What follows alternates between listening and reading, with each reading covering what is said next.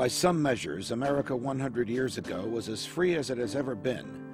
Government at all levels took up only about 8% of the gross national product. Slavery had been ended. Women would soon have the right to vote. American military involvement in other countries was largely limited to small interventions in Latin America for good or for ill.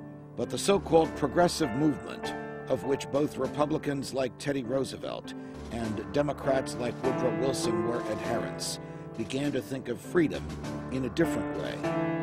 The progressives watched the American economy go from being one largely made up of self-employed farmers who owned and worked their own land, rarely answering to government officials or employers, to one in which large corporations played an increasingly important role.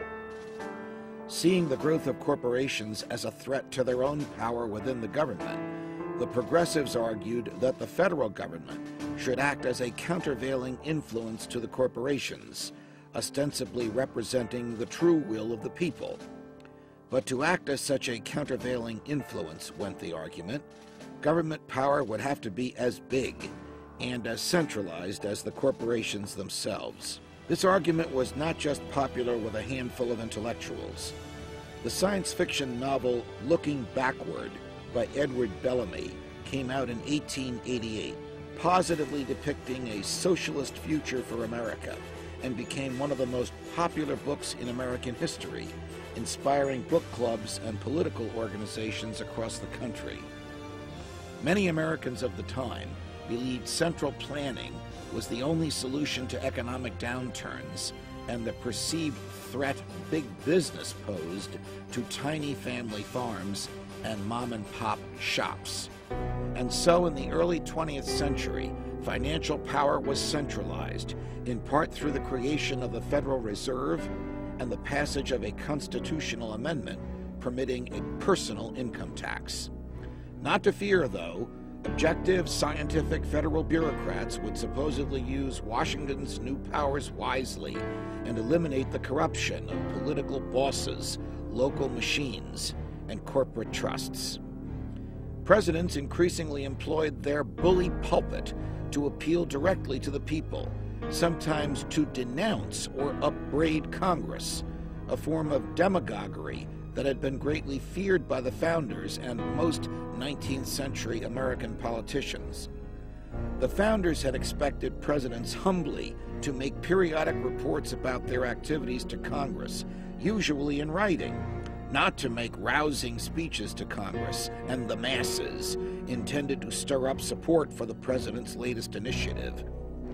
President Andrew Johnson had been impeached, in part for making appeals to the public to rally to him and to oppose the Congress. President Woodrow Wilson, by contrast, used the newly expanded, progressivism-inspired federal bureaucracy and the expanded power of the presidency, combined with the new power of mass media, to rally the public in support of authoritarian measures, the likes of which America had not seen since the Civil War. Anti-war books and magazines were censored during World War I. Radicals of all stripes were arrested. Thousands of pro-war domestic enforcers were deputized, granting them extra legal power to beat and intimidate anti-war protesters or those merely suspected of promoting unpatriotic sentiments. Americans could be arrested for expressing skepticism about buying war bonds, even in the privacy of their own homes. The Sedition Act forbade the use of disloyal, profane, scurrilous, or abusive language about the United States government.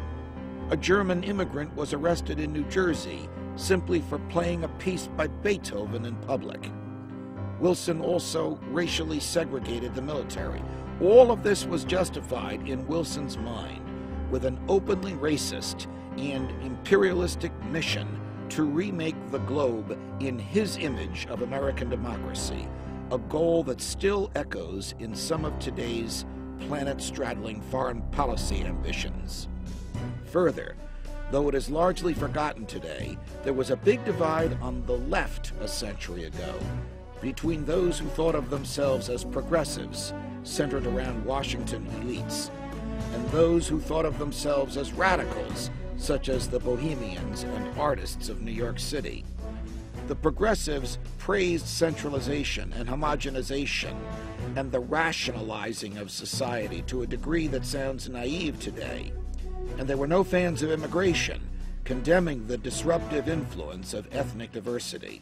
In contrast, the so-called radicals were in some ways more libertarian, believing that diverse individual experiments in art, in literature, and in modes of living were the real route to liberty. Some of the radicals experimented with drugs and frequented speakeasies. The progressives backed the prohibition of alcohol, a failed experiment in authoritarianism that was soon repealed. These two cultural strains on the left have since merged to a large degree, but it was progressivism that really put its stamp on the government, creating more bureaucracy and more regulation. There's nothing very bohemian about the Federal Reserve, or paying income taxes, or getting permission from the government to plant a garden or to start a business. Luckily, after this strange experiment in progress, America largely returned to normal, but many of the bureaucratic institutions Wilson created remain to this day.